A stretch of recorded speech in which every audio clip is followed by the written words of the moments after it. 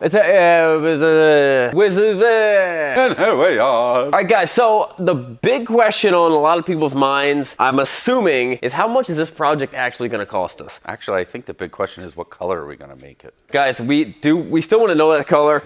Now, we did a poll. We only had 2 colors in the poll. We're going to do another poll. So in the link below or somewhere after this video, we're going to do another poll. We're going to add some more colors, and we're going to add a bunch of different looking color schemes. So we got like green, we got blue, we got this other green, we got red. I want to show all these things. Gray. We got gray. Gray's really cool. We're going to choose a color this week. I can't wait. So here's kind of the breakdown of what this thing's going to cost us. I'm going to fill you guys in on what this everything. All this kind of goes back to an interesting Bible verse, Luke 14, 28, 30. For which one of you, when he wants to build a watchtower, does not sit down and calculate the cost to see if he has enough to finish it? Otherwise, when he has laid a foundation and is unable to finish it, all who will see will begin to ridicule him, saying, this man began to build and was not able to finish. That connects very well with any type of project, any type of build. We did count the cost. We had a pretty good idea of what this was going to cost. We also knew that this was probably going to cost us more than what the general public would consider the bike to be worth. Because the WLA 45s are not really that unique. There's a bajillion of them out there. Despite what the guy on the other side of the camera might say, they're not, despite what Dan says, they're not really that rare, and they were so popular, they could almost not give these things away in the 60s. So, to give you the breakdown, Craig, the frame, how much? It wasn't very much, right? No. Frame was cheap. That was just sandblasting. What did it cost for us to sandblast it? I sandblasted it. Oh, So okay. an hour on a Saturday morning. Okay, Craig's time has 0 value. So right now we're not factoring Right, labor. right. So what, 50? But we're doing pretty good. Now the wheels are definitely getting more complicated because we probably have $500 just in tires. Is that right? I don't think they were that much. I don't know. We didn't really buy the tires. They were part of the deal when we got the bike. No, they weren't. Oh, weren't they? No, we paid for those Oh, tires. you paid for the tires. Let's go with tires. Let's say $400 just to be. Now these rims are so completely destroyed. The outside of the rim, they're so rusty, and then the inner spokes are so rusty. So we got to replace the spokes. We got to replace the outer rim. Now we did get here. We'll hold it. Yep. We got new outer rims. These are new. These are actually potentially better than new. And then the inner spoke and the inner wheel, well, that should all be able to. We should rebuild that whole thing. Yeah, we're going to be able to. So we got aftermarket rims. These are 18-inch. We're going to keep them on. We're going to keep the bike on 18s. We can pretty much. We have to straighten this, but everything inside the brakes here looks good. I think we can reuse all that. We need to clean up and paint the hubs. We're going to do Buchanan stainless spokes on it, and then obviously the new rims. That all said and done, these rims are costing us $155 a piece. I don't know what the spokes are going to cost yet, but I would guess, I don't know, I'm going to guess 100, 100 and a quarter a wheel. Spokes. And maybe a little high there. And then sandblasting them, painting them, that's not going to cost more than $20 in paint. So total just in wheels, we're going to have around just over $1,000. Write that a little bit bigger. That's for wheels. Okay, engine. We're getting the engine built by the master engine builder. That's Matt, of course, from Wheels Through Time. If you guys didn't see that video, go check out that video. We'll show a little clip for that video. It's awesome, and actually, there's some more exciting things than what we thought. Yeah. He kind of goes a little deeper into it and finds that, what else did he find? There was something he found out when he went deeper into it. Yeah, well, I forget what it was. But he's doing there's some pretty major things that he's fixing. He's not charging us. He's going to hook us up with this thing, which we're pretty excited about. We're still going to, he's going to charge us some for the parts and stuff like that. So that's probably going to be at least $500. But I think in reality, normally we're talking about $2,500 to rebuild that. But he had to get some of the stuff machined and welded and fixed and stuff like that. So I'm going to go with let's just put $1,000. But that's a discount. That's just parts. And realistically, probably about $2,500. Transmission is, we have a buddy, he's fixing the transmission for us, Tim. We were calling around some other places. What was that? They were saying like $1,500 to replace, to rebuild it? 15 to 2. Let's say $1,500. Also, something cool we found out about the transmission. Tim gave me a text. He's actually going to go do he's doing a race this weekend. He figured out why I couldn't do more than 45 miles an hour on the highway because the front transmission sprocket is a 15-tooth sprocket when normally that would be a 17-tooth sprocket. So kind of rule of thumb, you know, sport bikes talk about going up in the back. Going down 1 tooth in the front, the small sprocket, is the equivalent of going up 3 teeth in the back. So this is the equivalent of going up 6 teeth in the back, but you're getting close to like a stunt size sprocket.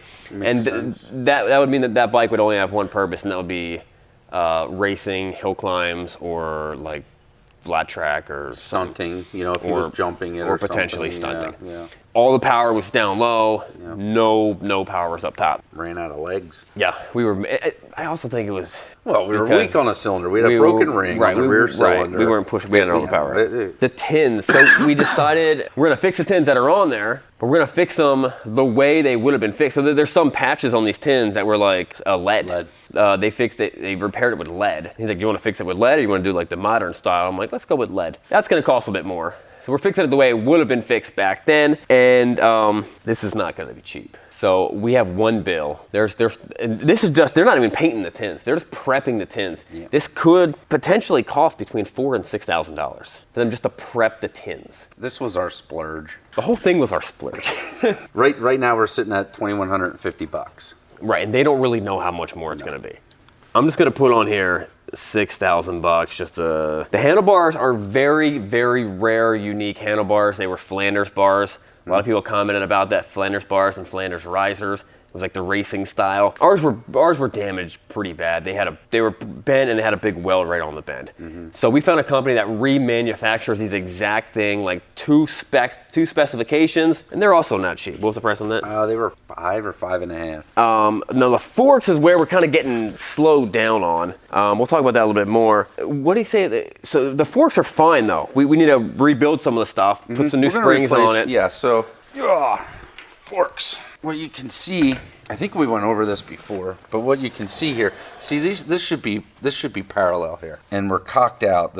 We have more of a gap here than we do down here, and what it is we think it's bent and it's tweaked in here somewhere. So we are going to be, there's a relatively local fella that has all the jigs and equipment. He'll be able to straighten these up for us just like new, but we still have some work to do. We are going to be replacing, of course, the springs and maybe spring rods, get everything cleaned up. They've got a rebuild kit for this. Yeah, rebuild kit for this. They have a rebuild kit here for your pivots. But once this is straight, we can just sandblast, take it apart, sandblast the whole thing, put new springs in there. Yep. This was chrome, and chrome, I think we decided to go all black. It should have been all black. I kind of like the all black look a little bit better. So we're gonna go with all black. All black, but maybe we're gonna go with chrome. These normally you chrome. see these here, chrome on a lot of bikes. Chrome or just metal? Yeah, we should probably keep that. I think we'll keep it. Yeah, that should say whatever that is, chrome. I'm not 100% sure. It would once we nail down the actual color of what we're gonna do with the bike, then we can make decisions. Yeah. We have most of the stuff decided except for. We have not nailed down this. Couple little things. But we have to get this thing bent back right, and then we can go to the next process. So watch us get there, and the guy just starts whacking on it with a sledgehammer. Yeah. And he's like, yeah, that's about right. What are you thinking, Craig, for that whole thing? The whole thing, I think. Rebuild kit, I'm thinking $5. No, I think we're going to be in it for about $5. All right, $500. We could find remanufactured stuff for most of this and do it a whole lot cheaper. We do want the originality of the bike. Now we're going for the originality of a bike that was modified back in the 50s or 60s. That's kind of why we're going this route. What the Speedo cost? $300. Someone's rebuilding the Speedo for us. That's sent out, right? Yes. Did they get it? Should have. Yeah. Someone's rebuilding the Speedo for us. The seat, I mean, you guys remember the seat. This was the top of the seat. This couldn't even stretch. This covered like half of it. It just got so shrunk. Craig was able to sandblast the seat.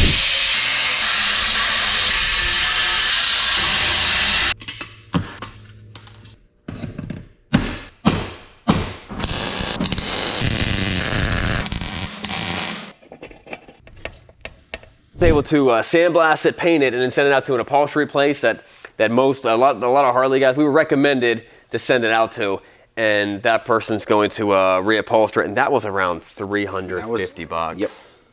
Headlight, we've not found a headlight yet. Nope. We need a headlight, we need a headlight mounting bracket. We probably even need some type of wiring harness for the headlight, which I assume would come with the wiring harness. It should.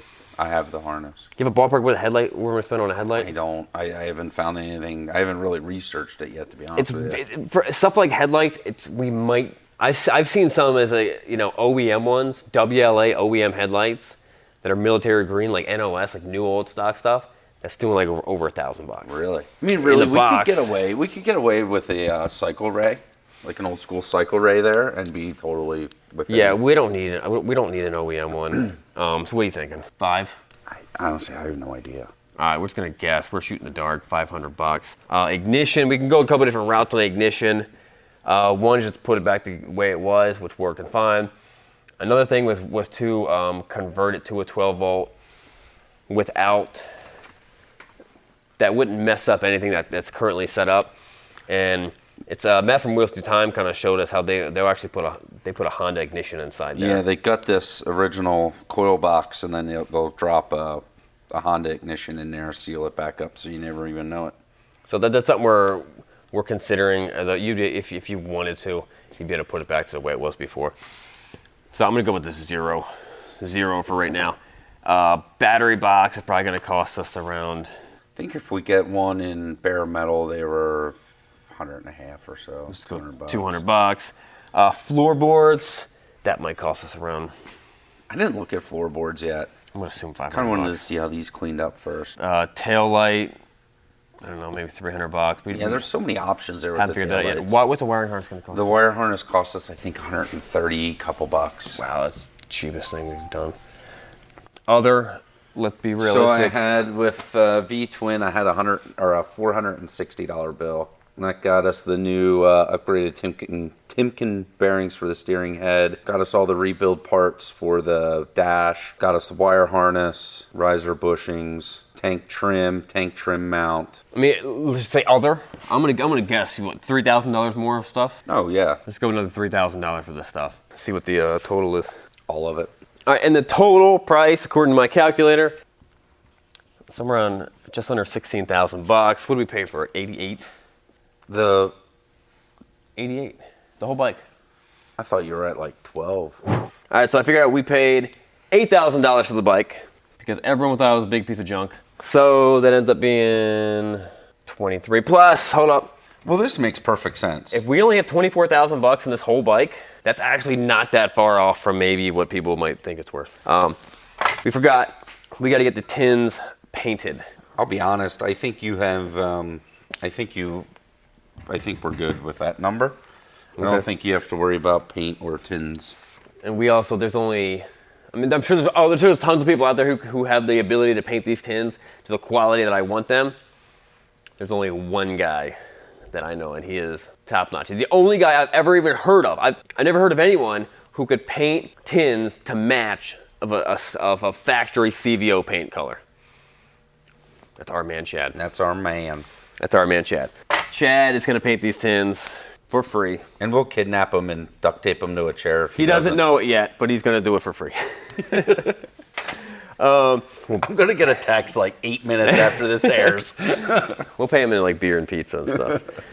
No, I don't know. We'll talk to Chad about that.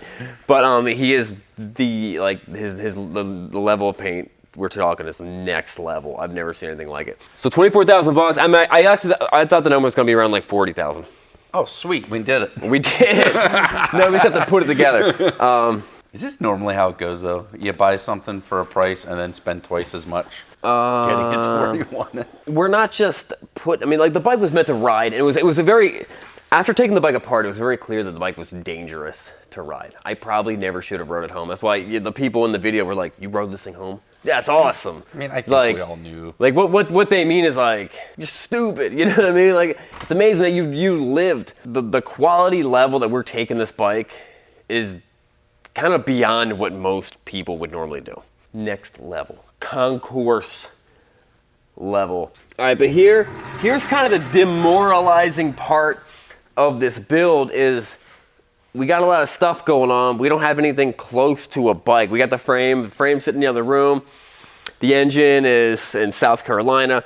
We have parts of this bike all over the place. You know, when you're working on any project, any long-term big project where it's kind of hard to see any type of progress, you need to get to a point where you start seeing progress. And for us, that point is getting this thing to a roller, which means the frame It's connected to the wheels and the front suspension.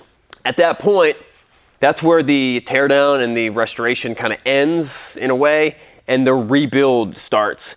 But we actually have something that we can just look at it, and then what happens is all these little parts, all these like seemingly dumb little parts, they all have purposes now, and we gotta start putting them back on the bikes. Okay, let's get the clutch on, let's get the engine put in there. That's a big deal, and it all starts going back together.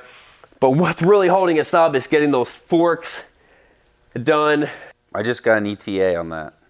Did you? Yes. April 3rd start time. He can't do them until April 3rd.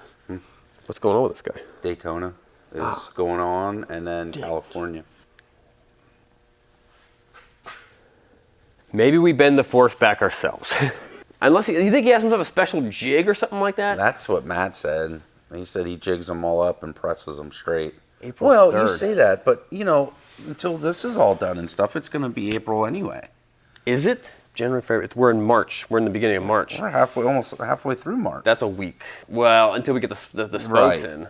Oh man, I need that roller. It's like when you're getting out of debt or any type of, you're building a house. You don't feel like you're getting anywhere when you just have a bunch of pile of wood on there, but you're waiting for the foundation to be poured because you can't build anything after that. Or when you're paying off debt, you get payoff. You kind of do a snowball. You pay off chips of it. Where it's like, all right, we paid that one off. Wipe it off the board. You made progress. We're in that weird spot where things are happening, things are making progress, but like we could be doing stuff. We will be doing stuff like the wheel snacks, but we're just not feeling like anything's getting done. It hurts. It hurts. It does hurt. Hurts Craig right there. It does. Right there. And good news is, though, in other news, we do have other projects going on, so it's not like we're not doing anything. We do have other projects. That's also something we want to talk to you guys about. So what is, after the WLA project, what is the next project? Either we're going to put a poll or you guys are going to put comments. We should probably just do a poll. We're going to do a poll. Keep an eye out for it. Is the next project the Pulse Auto Cycle? Which really is, I don't know if you guys ever noticed this thing. I don't know if you saw the video, but so this is considered a motorcycle because even though it has 4 wheels, only 3 wheels will ever touch the ground at the same time. But when it's actually moving on the highway or moving fast, it's only 2 wheels. But this thing is pretty close to an airplane. They only made a couple hundred of them. I think maybe right. 300 or 600. They only made a couple hundred of them. It was like not this vehicle, but one of these was actually in the Back to the Future, where they actually the one where they actually went to the future, and it has a steering wheel and it's got a shifter. And now these seats are the wrong seats. You can see that my head is inside the thing. These are car seats and they don't work because there's no room between the back seat and this seat. But I kind of want to get this thing running. I'm pretty excited about this. I just want to see what it feels like. We never got to experience that. When we first got it, Craig was pretty banged up, and if you see in the back, the engine's pretty bad. I think the engine was in worse shape than I was. The engine might look. This one's number 99. Check that out. Look at all those zeros on the VIN. 30 zeros and 99. So this is number 99, and obviously we got to paint this ugly thing. And when it comes to originality with this, I couldn't care less. This motor is getting gone. This is a, what was it, SX? Yeah, is it an SX? It's the 400 XS. XS. It's the 400 special motor. It's newer than the XS, I believe. Yes, the 400 special motor. It's a parallel twin. It makes no power. It looks like it spent most of its life at the bottom of the ocean. Not sure if you guys saw it sitting on top of the shelf up into their shop. We have a really nice GSXR 1000 motor. We're talking like 190 horsepower. Jam that thing in there, put a bigger, wider tire, custom build our own swing arm. We can make this thing really cool, and I'm pretty excited about it. Also, to reveal you guys, I don't think I've mentioned this, but my goal with this, and it's been my goal for kind of since I got it, was to put this thing together and then get on Jay Leno's garage and kind of talk about it. Me and Jay. I don't know if you guys have noticed. I've been wearing full-blown Jay Leno clothing for the past year, just kind of getting ready for it. Denim and denim. Canadian tuxedo. Notice that. No, go look at Jay Leno. I knew you were doing This is what he wears. Hold on, it's the wife. Could you guys imagine me and Jay cruising around Wait, does that mean you're going to ditch me for Jay Leno? Me and Jay and Craig. We're going to turn this into a three-seater. Me, Jay, and Craig cruising around Gonna have to sit in on the auto cycle. Maybe we'll take the Bonneville, hit up the Salt Flat, see how fast this thing can go. I don't know. There's a lot of cool stuff. So, is this the next project? Or the Lovely Indian? Which is a really cool project. This is also a lot simpler and easier, and most of the parts are already here. A lot simpler than the WLA. We just got to get a seat. These are not even metal fenders, so we got to get metal fenders. We need to get the original tank. We did get a speedometer for this thing. Different dash, different bracket there. A couple little things, but it's actually, what are you guessing for this project? $6,000? Yeah. Maybe, yeah, $6,000 or $8,000. I mean, this is really good bones for a project. You know, runs yeah, good, rides good. It's not going to need a rebuild. No. This needs cleaned up. Yep. So we'll probably have less than $20,000 on this thing. And if we can make it really, really, really nice looking, that could put the value at somewhere between $40,000 and $50,000. Really, I didn't know that. That would make this a pretty exciting bike. And the thing about these Indians, we're learning, because we don't know everything. We don't know very much.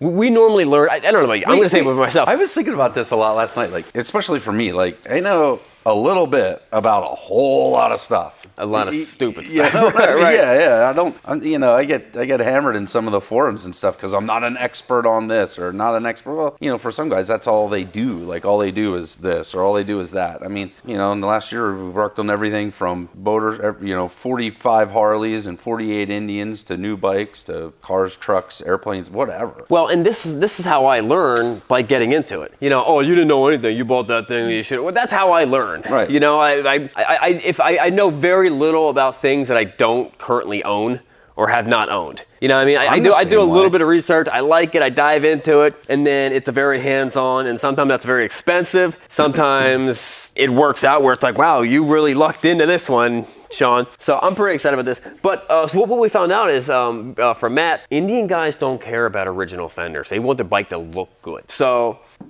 fenders, if we found original OEM fenders, it would be this one, the back one, and this piece. It would probably cost us maybe $4,000 to $5,000 just for the tins if they were original, and then we would have to straighten them out. We can get remanufactured ones for maybe $2,500, $2,000, but they'd be tin.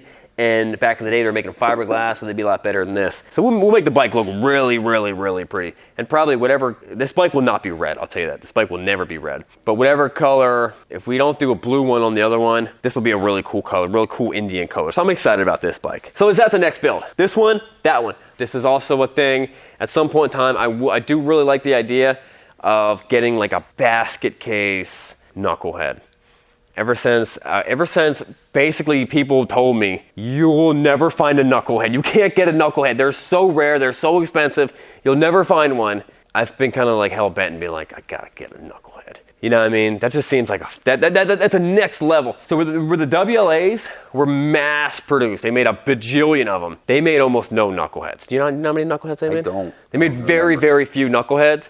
That's why we're seeing, this is no exaggeration, we're seeing knuckleheads that have been in the woods for 50 years with a tree growing through it, selling for $45,000. That knucklehead put together is worth maybe about 120 or something like that. But it's gotta be the right one, it's gotta be the right year, it's gotta be a first year or last year. We don't know anything about this stuff, but we're having a lot of fun learning. So guys, we're gonna have a poll very, very soon, probably in the comment box, in the description or comment box, there'll be a poll. I wanna see what you guys think. And whatever you guys decide with the color, and whatever you guys decide with the what our next project is, that's what we're gonna do. But unless we don't like the color, then we'll just do another poll. That's not why. That's not why. The reason we're doing another poll is because the first, I said 2 colors, and then like a couple days later, we said a video, and all the answers were all different. People were like, oh no, that green's awesome, that gray is awesome. Well, that's not why I'm saying. I'm just saying it because if we don't like the color they pick, we're still... No, we're doing it. We're doing it. We're doing it. All right. All right, guys. We'll see you guys next time. I was going to say something. I was going to plug something. Subscribe. You're going to plug us? On the next video, that's it. Subscribe. All right, guys. Subscribe. See you guys next time.